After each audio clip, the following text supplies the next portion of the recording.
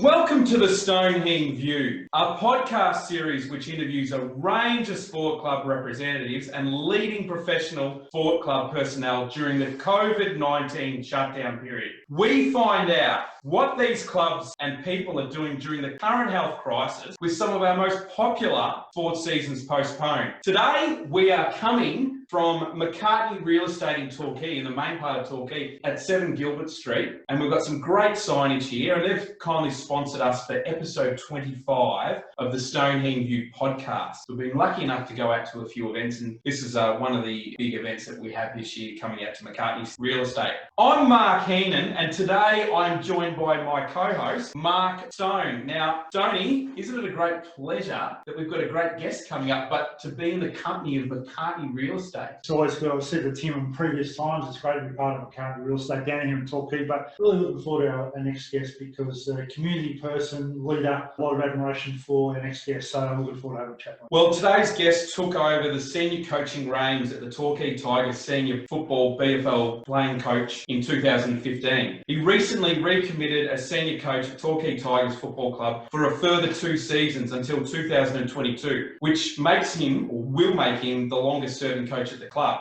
He grew up in the Warrnambool region, played his junior football at Koroit. He then went on to play representative footy at Geelong Falcons at TAC Cup level before he joined the Carlton VFL list while studying at Victoria University. He played a combined total of 198 games between Werribee and Geelong VFL teams before he was appointed senior coach at Torquay. And last year, he won the Les Ash Medal. He was joint runner-up with Dom Gleeson as well. So that was a huge honour for a guy that's been around for a while and had a lot to do with footy. Outside of football, he's a young father of 2. He's actually worked in sales at McCartney Real Estate, so we'll talk to him about that. And he currently works as a partnership business manager at the Cotton On Group in North Geelong, at one of his locations. We welcome to the Heen View podcast for episode 25, Torquay Tigers football senior playing coach, Dom Gleeson. Welcome, Dom. Give him a clap.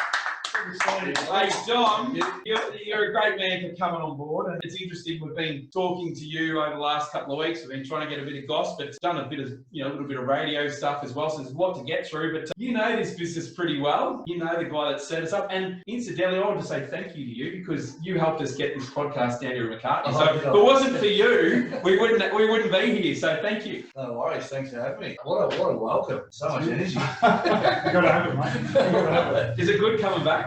Oh, look, I'm really great mates with Tim. We've built a great relationship over about 6-7 years now. So great mates with Tim and John, his co-partner, co-owner. Brings back some great memories. A lot of hard work in real estate, but really enjoyed my time, but just had to leave just due to young family and another opportunity. Yeah. And can you see the analogy between football and real estate? Is there an analogy? It's very competitive, and that's why I think Tim Carson's in it. He was a very competitive footballer. I believe so. Yes, young Colac boy, and Werribee. Yes, and he'll tell you all about that, and then you can see that in his real estate, no doubt. Well, I've got some family connections down there. But Mark Stone, it's great to have Dom on, and I guess one of the reasons and what this whole podcast is about is how we talk about, what's happening with COVID. And one of the interviews, I did a radio interview with you going back a few months, and you said the motivational levels at the time when we weren't sure whether there was going to be a season or not, particularly at Ballarat Football League level, what was going to happen. I guess with yourself, what did you find post that when the season was called off, and what's the contact that you've had with your playing group about getting ready for the next season? Yeah, so there's a few things to work through during the time. It was so unknown to everyone, and I think I've heard previous guests talk about it. We planned what we thought was a great pre-season, so we're hitting the ground running. We already had 2 practice matches. Now we recruited really well. We obviously were runner-up the year before to Mitch Herberson's mob. We interviewed a couple of weeks ago. Last week. So 1 year anniversary too of the Barnheads Place. Yeah, so thank you. Sorry to remind you of that, Dom. I remember where you are at the moment, Mark.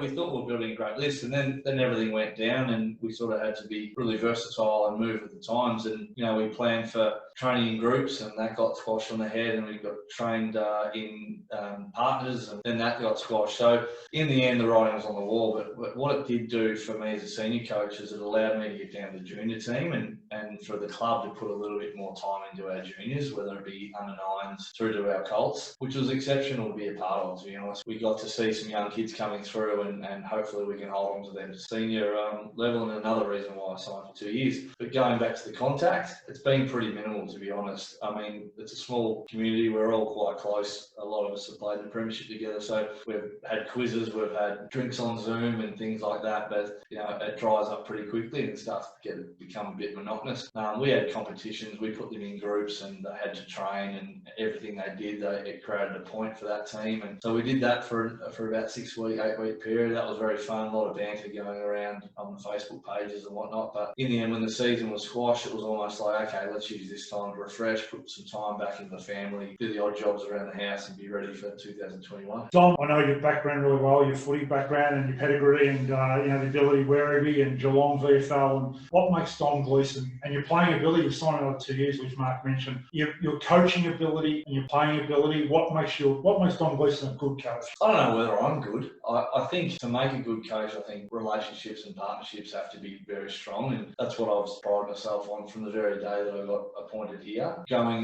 with you guys at Werribee, and such a phenomenal time under some great leaders and coaches, that I learned a lot of what not to do and what to do. That back then I was monotonous in taking diary entries in what those coaches did and what I liked, what I didn't like, and it all came back to, I think, as a young guy, I just wanted to be friends and wanted that coach to understand me as a person. And so I've taken that into local footy, and I don't think there's any room for ranting and raving in local footy. I think it's all about nurturing and getting the best out of people, and that's what I've found has worked. I've made a lot of mistakes along the journey, and I feel like I'm only cutting my teeth in coaching, but local footy isn't just about coaching 22 men or boys. It's a full community of managing community members and building relationships with them, building trust, and all that comes back to something that I did just previously, actually, just a character assessment, and it came back to honesty, which was one of my number one traits, which I pride myself on. So to go back to your question, I think it's about partnership driven and relationships, which I've built some lifelong friends, Tim at McCartney and John at McCartney Real Estate,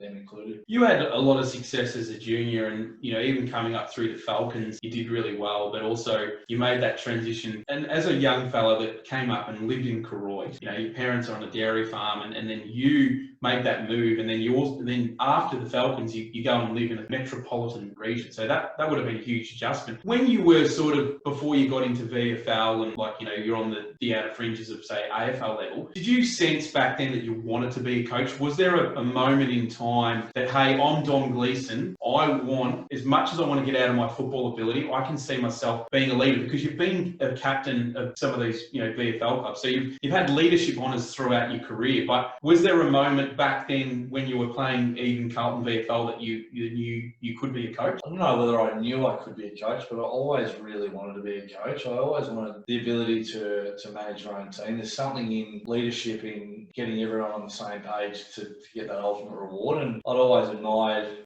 grand final day, I always admired the coaches that got up and took their medal, and quite often they'd take it off and let the players reap the benefits. But I always admired the coaches that got the boys to the success, and would often watch that grand final day and hear the response of the coach. And from a very young age, I always had amazing coaches and you wouldn't know these names, but they're absolute legends down there. Koroit way, Jack Heen, who's since passed away, but he taught me just the love of football. And then, Brian McLaren, who's the father of Joe McLaren, who played AFL footy, and my uncles and my father and my older brother, all pathway into footy. It wasn't that scary moving up to Melbourne. I was pretty pleased to say goodbye to the farm at the time. In saying that, I do love the farm and I will always miss it. But I had an older brother who paved the way for me up into Melbourne, which helped so much. So it made it a lot easier, that transition. As a coach, what have you learned? As probably a player, because like I said, I watched you from afar do different things along the way. I was disappointed you went to Geelong. That's another story. Yeah. Just have you learned much about yourself? Like, what is it? How have you evolved from the player to the coach? I think as a player, I was very emotional. Even as a young captain at Werribee, I was super emotional. I not very early days getting a game for myself. I was really hung up on that. And once that was established, it was about getting my mates a game. So, with all the amalgamations with Western Bulldogs and Werribee had, and we had that, my friends were missing out for what I thought were lesser players. And I didn't get that whole, we're here to develop them as well. I didn't get that. Towards the end of my career at Werribee, I started to understand that. But I was captain of the side. Some of my close mates were missing out who were better players. In the end, that's why I left Werribee, is because, well, if I can't beat them, I may as well join them. And I was moving down to Geelong, and I wanted to be a coach, and I thought, well, that's in me. I want to develop players. So I was contradicting myself. If I look back at myself as a 25-year-old, I would have been angry at myself, because now I know what the coaches are trying to do. So I've learned that. I've learned that development is utmost importance, particularly for junior footy and VFL at the time. But I'm really proud of the fact that I've played with some guys that have gone on, and I spoke to you the other day about that. I think, you can talk about certain things you've done as an individual, but to see, the James Podsialis, the Michael Barlows of the world, and even Geelong Falcon days of guys kicking on and being absolute legends of the AFL, that's what I look back on really fondly. We wanted to get your thoughts, and one of the things I really like about when I've done interviews with you is that you've got a really good basis of not only what goes on within football field and your team that you're coaching, but we knew that. It's okay. That's a good sign. It's a good sign. We can't do it. Keep going. Keep going. So we knew we can edit that out. Yeah. Ask the question again. No, it's all right. We wanted to get involved with you because we thought that you had a lot of good things that you could talk to us about from a football club perspective, whether it's junior development, senior side, holistically the community and the club. Now, one of the big challenges that the Ballerine is going to face in terms of club by club is a reduced salary cap. Yep. But at the same time too, a lot of players that have made that adjustment from GFL level, it might be overcommitment where they have to do 3 nights of training a week, and it's just that extra commitment. So the typical stereotype player could be a tradesperson that works and they're playing at GFL level, but they feel that the BFL is a much better fit. They've got enough time to fit in their family life, coastal life, and just having that ability and to have fun with football. Do you think the BFL is going to have a lot of challenges in the coming years with reduced salary cap and a club like Torquay recruiting star players? I think the education's almost there now. I think you're not hearing of too many players coming down to live in Torquay demanding the money that when I first started playing, what was getting demanded. A lot of them that I feel we're recruiting all for the right reasons. I think character outweighs talent in the way that we recruit. I think if you look at our list, our culture from 2015, when I arrived, I was new to local footy, so I didn't know what to expect. And I think with the committee and Tim Carson and Steve Cooper and now Jen Wood as our president, what they've done and implemented, it's such a family-oriented club now. So to go back to that question, I think the education is there. So we won't see too much of players going, I will play for Torquay, but I will play for this money. They've got to buy into the community. They have to buy in, and that's what's happened. And I'm really proud of the fact that that the guys we've recruited over my journey are basically all living in Torquay now. Yeah, but do you think that it might have an impact on the standard because of as an overall club point of view, because of reduced salary cap? I'm not just talking Torquay, but I'm talking BFL level. Well, I think if you look at it, GFL have taken a hit as well, as we. I don't think it will. GFL, everyone around it has. I think Melbourne Footy League have taken a hit. It's a long way to travel. I do feel like our football, the BFL competition has improved. Is it at GFL level? No. But we certainly feel like the professionalism and the quality of kids we're getting through, if we can keep, potentially might get there one day if they want to join and amalgamate the league. 2 things for me. I think you hit the nail on the head about town versus town, like community versus community. Yeah. You live in Torquay, and most of your players live in Torquay. Yeah. You play against, Werribee, or you play against Drysdale. Yeah. It's really good footy. Like, it's like, as you said, town with rivalry. You have a drink after the game. A lot of people know each other. It's really good, wholesome footy. It is cool. Although we weren't a part of it, to see Model Warrior win a premiership a couple of years ago was outstanding. I mean, we've had our battles. Utmost respect for the coaches that have gone through, I've coached with, but to see them win, it was hard to play against last year, Barnheads, but they deserved it. They were a quality side throughout the course. And they could have won the year before too. Well, they didn't. Had to lose one to win one. But that's the thing. They've been up there for 3 or 4 years. So awesome to see them do that. And that's what I grew up with, Stoney. So Detroit, we played against Port Fairy, Warrnambool, South Warrnambool, North Warrnambool. So that's how I remembered footy. And I agree. It's something different to what other leagues have got. So when we come to think of your career as well, and I guess being on the outer fringes of, I suppose, AFL and then being VFL and then coming to BFL, like obviously the thing about the Geelong Football League I know you've done a lot in your career, and just going through your resume, it's extraordinary. For someone that's your age, I cannot get over how much you've achieved. I just wanted to ask though, how tempting was it to play at some point in your career GFL? And the reason I asked that is that was the premier country competition. And I know that there would be no questions about you quitting yourself at GFL level. I mean, you probably would have got offers and all that sort of stuff, but how much of that was a lure? Well, I lived in Melbourne. I was living in Ascot Vale, so the lure was probably to play EFL or one of the Melbourne leagues, to be honest, or Eastern Footy League, where I had friends playing. But then I moved down to Torquay and lived in Torquay and was playing at Geelong. And yes, I had many clubs that I wanted to go and watch throughout the course of the years that I was playing at Geelong to see where I could fit. But at the end of the day, it came down to a conversation that I had with what I'd call a mentor now in Paul Hood, who coaches at Geelong Footy Club, actually the head coach of AFL Women now, and he was at VFL at the time, and he said he'd encourage me to potentially look at coaching and playing if I wanted to keep playing at the VFL, where he thought it'd be more manageable. So I had to listen to that because I was fixated on GFL footy, and then it just coincided with Torquay needed a coach, and my cousin was playing at Torquay at the time, so it all sort of stars aligned for me. Yeah. You talk about stars, and I spoke to you before about this, and one thing, we looked at Michael Turner, who's been regional manager for the Falcons for a very long time. 25 years. 25 years, you're right. He was one of obviously your first ever connections with football, especially at Pathway. Did you have a chat to him recently, or have you done anything for him recently? I saw him just up the road here. Very rare to see him in Torquay, but I said, "What are you doing in Torquay?" Because he's a lawn boy. Yeah. But he he's in Barnet still a bit. Oh yeah, well, his sons are living there. But he was very good to me early days, Mick. And as I said, I've written a letter to him just to thank him for the pathway that he created for me, and on behalf of my brother and the Koroit boys that he put through, because we're a bit of a rat pack, the Koroit boys. But he put a lot of time into us. He was always honest throughout my journey. I knew very early on that I was never good enough to play AFL footy, but he always backed me, and I think he even in games put my disposal count up just to make me look better in front of the recruiters. I think he tried everything to get me recruited. So I thank him for that. But he was always honest, and he created a pathway for me, and he essentially assisted in getting me to Werribee at the time. I was a bit at a loss and didn't know what to do with my footy. I'd broken my leg and thumb and reconstructions and whatnot, and he said, "Don't go to local footy yet, just go down to Werribee." And so I gave Werribee a call, and it was sort of perfect timing. This man would have put the chocolates on top and made you feel so good. Wasn't me, mate. I was someone else before.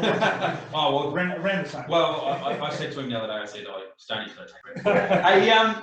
When we had Linda Shaw on, it was actually probably our last podcast that we did on site. One thing that resonated, and I know she has a different role within a club to what you do, and Jenny Wood's obviously the president, and we've been in touch with her about this event today, is that there was always that comparison between, say, Port Arlington and Torquay, and the reason is to do with the club. You mentioned before we came on today that you wanted to talk about the club and all that sort of stuff, and I know what it means. Well, I don't know what it means, but I know what it means. Obviously, it's a big thing for you and your family. The amount of volunteers that Torquay has, I think Port Arlington knew themselves that sometimes when there's finals being hosted that Spring Creek has down here, or I should say McCartney Oval, that they have the luxury of having a number of people at their disposal with volunteers within the club, and you've got a great facility down here in Torquay, but some other clubs don't necessarily have those luxuries of having volunteer personnel to help the club. How inviting is that coming into a club that's a coach and being here for a period of time? Yeah, well, it's a bit overwhelming when you first get appointed and you haven't got any assistant coaches, you haven't met any players yet. So for me, I didn't know how powerful this club really was. I'd been to games, I'd eaten out of their tuck shop, and I really liked what I saw, facility-wise and player-wise, but I didn't know the depth of the volunteers and the sponsorship too. And quite often you'll find the sponsors are actually the volunteers as well. So it's an incredible... Well, that's it. He's exceptional. The way he works and puts all his time in the footy club. This year he's done him the world of good, so the rest. But, everyone from football managers to the presidents to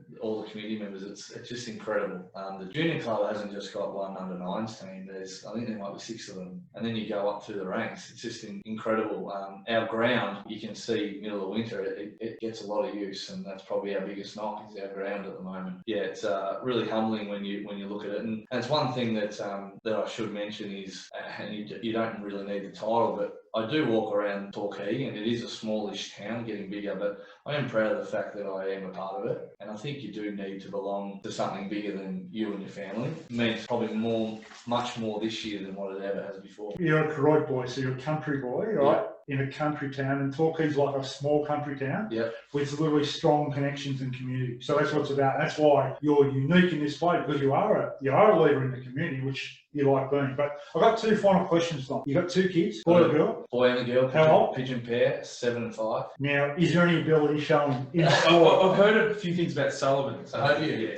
Well, probably from the mother. If it's from the mother. Oh no, you've been talking about it in other interviews. He's I'll talk about Sullivan first. He just absolutely is smitten by every Torquay footballer. Yeah. He's 7 years of age. He's a very shy kid, but he just loves footy. When I said I was coming here this evening, I nearly sort of took a tear roll out his eye, because we usually have a kick of footy most nights. His ability is very good, but it's too early to tell. All I can say is that he loves it. The first lockdown was a bit worrying, actually, because there was no footy on TV. He had nothing to watch or nothing to aspire to, so he sort of fell out of love with it a little bit, and I couldn't get him out to the backyard. Now he's dragging me out in the second lockdown, which has been really good. He's grown up with it from the day he was born, like 2012. I was fortunate enough to win a premiership, and he was still in his mum's belly then, but I was on high alert during that celebrations period, and he was born into basically one of the best years of my football careers. And then from that on, then we just dragged him everywhere to every game, and he really missed it this year. Now Missy, she's got ability. There's no question. Hand-eye, grit and tough, and doesn't take no for an answer. Well, Torquay actually had their first women's footy team last year, so that was their inaugural season. Yeah. Now my last question, Dom, is that in your VFL career, because I'm just going to go there off the start. Okay. Who was the best player you've saw? I think I know the answers, right? The best player you saw, and the best player you played against. Okay, the best player who's turned games consistently, and you could throw him absolutely anywhere, wet dry, was James Posiardi, and he's a great friend of mine and yours. And I have to apologise to a number of players in that, because I've got a couple of friends that probably miss out. Barlow, pretty similar, but just to win games, the ability to win games, I never want to forget some games that we played. We just had to get it into him, and that was it. And sometimes you just had to let the opposition kick to the centre back where he was, and he'd get the footy, and it's just incredible. Best player I ever played against. I've been fortunate enough to play against a lot of good players that were coming back from injury to go back in the AFL. So probably Dane Swan was one that I didn't know a lot about. Nathan Buckley was another one. Pretty incredible. I'll go back to Pod's. Pretty incredible story that one. Dom, I'm trying to dig through the grave to try and get some dirt on you. Nothing. Bugger all nothing, Stoney. Nothing? Absolutely nothing. I found this little gem that Dom had his eyes over before, and he actually won the best in Ferris of the Geelong Pelicans in 2001, so congratulations. From 19 years ago, under the Mick Turner Football Academy. Obviously, they just named their St. Joseph's side, St. Joseph's College, and the best team there recently, so that's been a good footy school, and my old school. But some great names in there, like your Bartels, your Gary Ablett's, Maxwell, Brent Maloney. Tell me about this picture here. You won the Norrish Harding Medal. What sort of car were you driving then? Because you would have turned 18 or at some stage during that year. I was driving an EA Forward. Funny story about this car. I love this car. It was like a four-wheel drive. Go over the roundabouts. My father had to buy it twice, so he bought it for my older brother, and then bought it from my older brother for me. So quite an interesting story. Passed through the generation. We want to say thank you for McCartney Real Estate for coming on board, and I'm sure you've been perfect and a great model citizen. It's not just about his playing ability and what he's done at coaching level, but he's obviously been a great community citizen of this area, and has always liked the moves. Dom, we want to thank you. We've hit 2.5 today, 25, quarter of a century. Congratulations. I've sat through a couple.